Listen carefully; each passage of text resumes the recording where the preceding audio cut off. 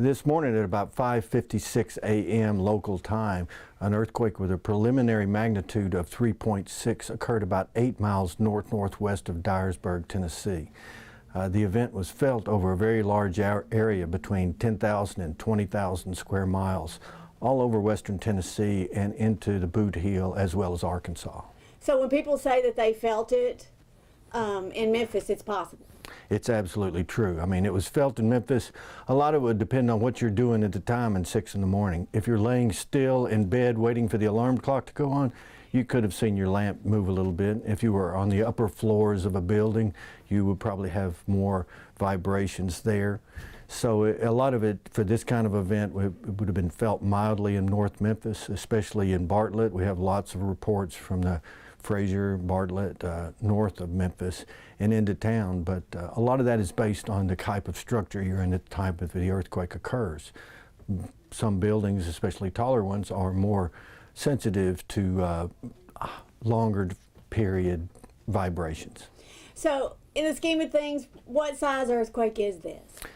The 3.6 is just before you start getting damage. There are reports from WBBJ and Jackson about creaking walls, things falling off shelves across northwest Tennessee.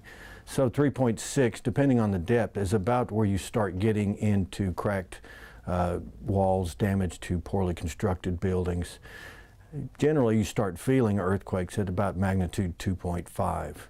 And then you get significant damage when you're close to a magnitude 5 earthquake, like we had here in March 25th, 1976, that damaged critical facilities in Shelby County.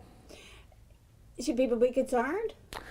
This earthquake is a reminder that the New Madrid seismic zone is active.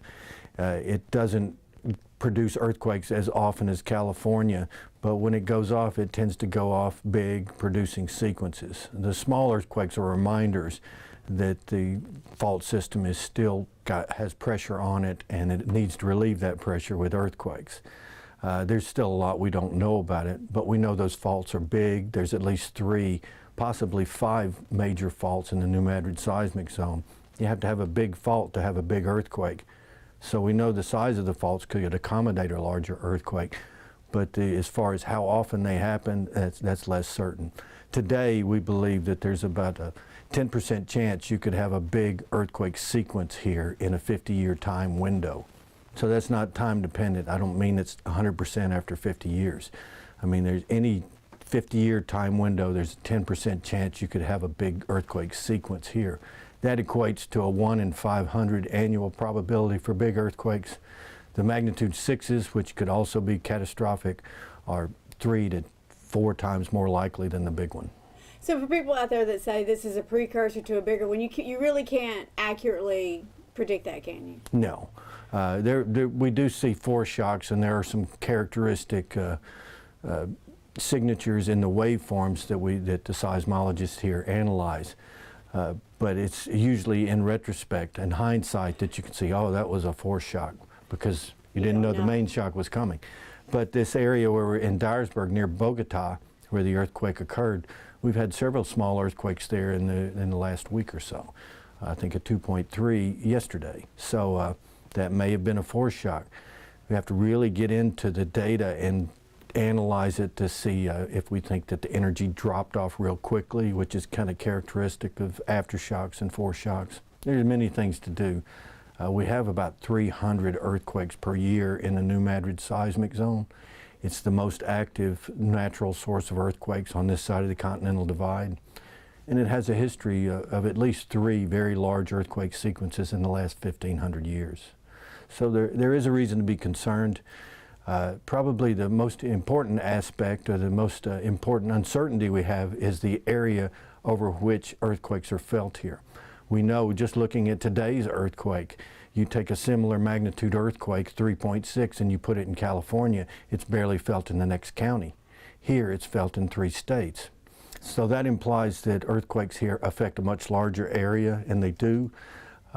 There's a lot more infrastructure in California, so you couldn't say that the risk is necessarily higher. But the exposure is, the area of exposure is very large, and for planning purposes, that means it's not a 1-state event like California when you have a large earthquake. It's a 5-state event. and we have to have those plans in place before the earthquake happens, so we're not competing for resources. Yeah, and on that, what kind of plans can the average person out there make? Well, the Tennessee Emergency Management and Shelby County Office of Preparedness do a really good job at putting out information on how people should be prepared for all disasters. For an earthquake, you should have at least 72 hours worth of supplies, and you should be prepared for extended power outage. These are the kinds of things that will serve you in any disaster. And also, you might want to keep some cash and small bills around because the ATMs may not be working. But remember, it's much more likely that we're going to have a magnitude 6 that affects Memphis, not a catastrophic event that has a lot of casualty and property loss, but a magnitude 6 that will cause a lot of damage and struggle that can be lessened with good plans. And the Tennessee Emergency Management and Shelby County are doing a good job in implementing the strongest building codes possible for Shelby County, which we are now running on the commercial side. There's still some issues with the existing building code and the residential codes, but compared to where we were 20 years ago, Memphis has come a long way.